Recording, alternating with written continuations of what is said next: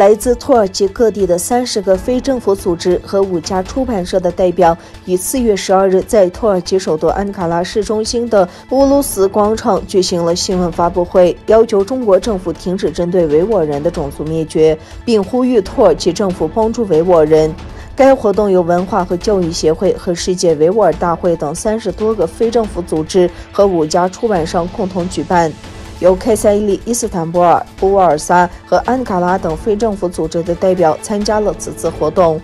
由于武汉病毒疫情再度爆发，参加人数受限。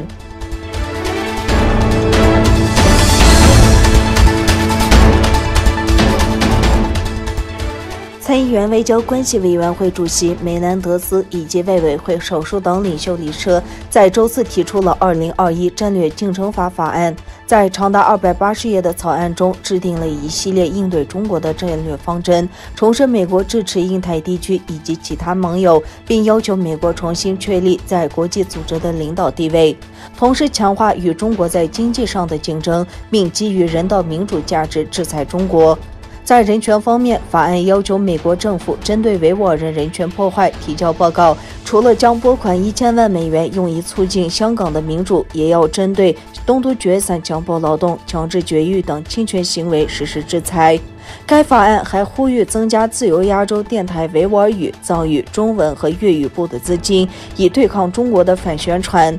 去年12月11日，美国前国务卿蓬佩奥在华盛顿的美国之音总部的讲话中赞扬了 RFA 的维吾尔服务。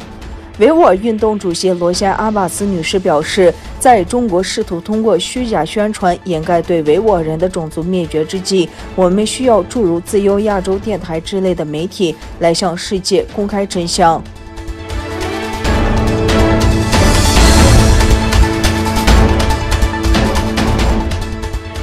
上周，特里尔大学孔子学院官网发表声明宣布，为声援受到中国制裁的学者同行，孔子学院将暂停一切活动。经过多年的发展，德国一度有近20所孔子学院，都是采取与当地大学挂钩合作的方式。中国汉办提供资金、老师和教材，德国大学提供基础配套设施和场地。孔子学院在德国以注册协会的形式存在。多年来，一些德国议员、人权组织和维吾尔活动家一直指责德国境内孔子学院的课程设置、教材选用、人事安排受到中国当局的政治影响，有可能成为中国官方舆论宣传攻势的一部分，并对德国高校的科研与教学自由产生不利影响。但从2019年以来，德国政界和文化界对孔子学院的态度逐步发生了转变。2020年，舍塞尔多夫大学、汉堡大学已终止了与孔子学院的合作。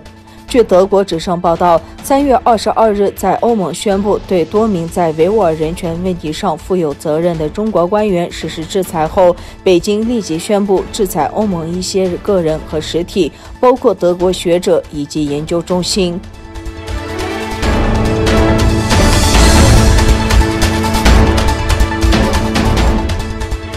在阿里巴巴182亿的罚款落锤后，中国参部委联合会谈34家互联网平台企业，要求充分发挥阿里案的警示作用，并要求各平台在1个月期限内全面自查、彻底整改。4月13日，中国市场监管总局会同中国网信办、税务总局召开互联网平台企业行政指导会。会议后，腾讯和美团股价下跌。会议肯定了平台经济的积极作用，同时指出要充分发挥阿里案警示作用，要求各平台期限1个月内全面自查自检，逐项彻底整改。